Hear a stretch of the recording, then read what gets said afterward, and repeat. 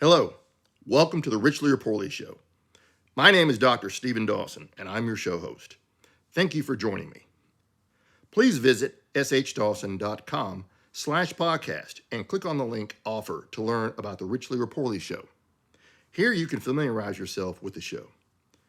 Please listen to, follow, and like the show on Apple Podcast, Spotify, and wherever you listen. And please remember to leave the show a nice review. Please share the show with your friends. Send them the link to my podcast webpage and offer to help them set up their device to subscribe to the show.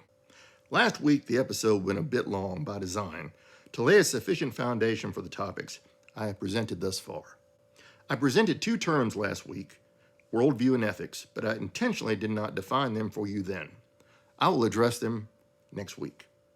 Today, we will go deeper into three of the items presented last week: wisdom, wealth, and the first principle of living life more richly. Finally, you will learn why I do not offer recommendations by way of the Richly or Poorly Show.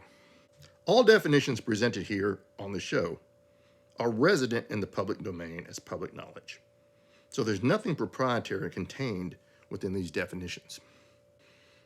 I urge you to review the definitions presented in the previous episode as you consider the two terms I present to you now.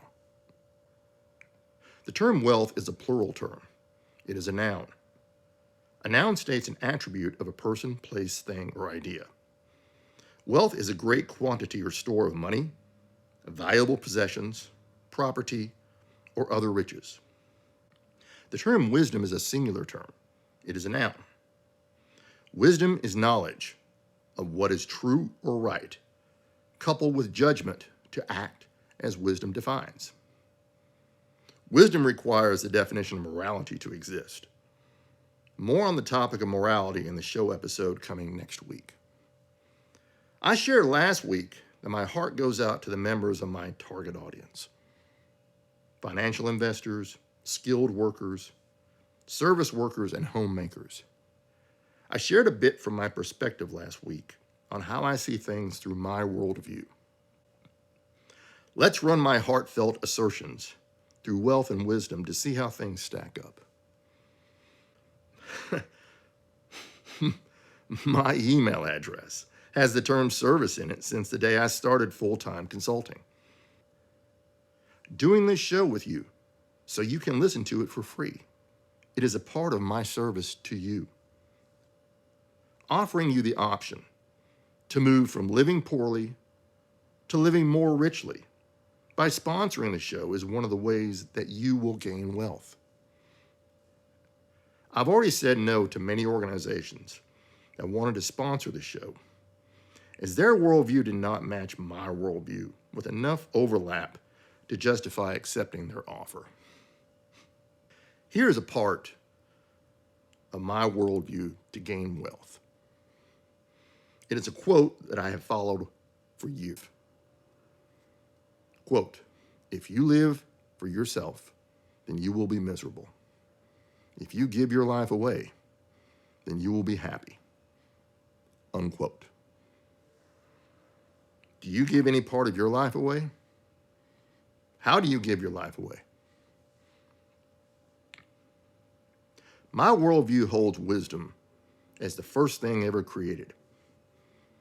It is not my ethics to separate from my worldview, but to amplify my worldview through my ethics so others can receive what I have to offer them and benefit from it.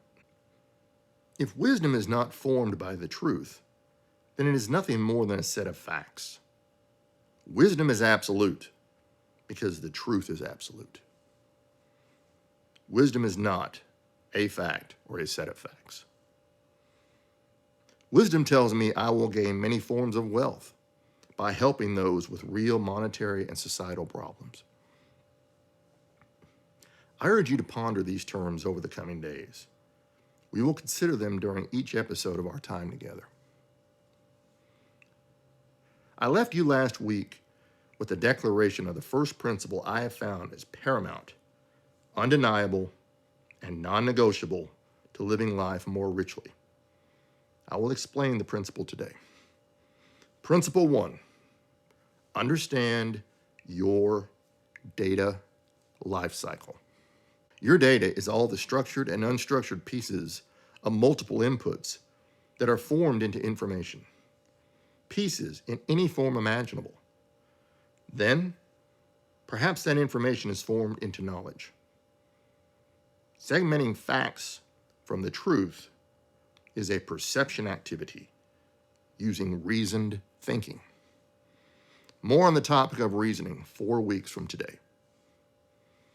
Think of understanding your data life cycle as research. The research is never ending. The data either comes to you or you go and get it. You then structure the data into data types, such as words, numbers, dates, and so on. Now, data can also be color, shape, feelings, process, again, endless ways.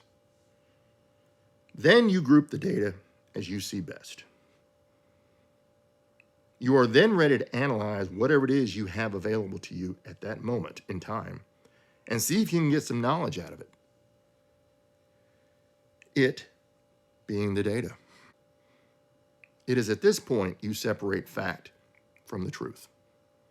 Sometimes that is easier said than done. Other times, it is as plain as day. We will continue to discuss understanding your data life cycle over the coming episodes. For now, remember that prejudice and bias must be removed from your efforts to process the data you have assembled. More on prejudice and bias 3 weeks from today. I do not share recommendations with anyone without first gaining many inputs for me to consider and form a recommendation. It is inappropriate for me to share a recommendation with you through the Richly or Poorly show because it would be irresponsible of me to act in an unreasonable manner. It is unreasonable to form a recommendation without having all the necessary inputs to process and form a recommendation. It is part of my worldview not to recommend until I have enough understanding of the respective data life cycle for the person seeking my recommendation. The listener attributes of the intended show audience hold feelings within them of being either poor, brokenhearted, imprisoned, blind, or oppressed. I profess this statement with all my heart. I honor you for taking tangible, specific action to stop being either poor, brokenhearted, imprisoned, blind, or oppressed by spending your time and effort to listen to the Richly or Poorly show.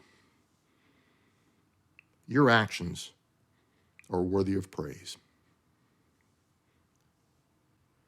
I profess this statement because the pursuit of living life more richly means you have the ability to accomplish specific measurements of specific actions, producing specific results in your life.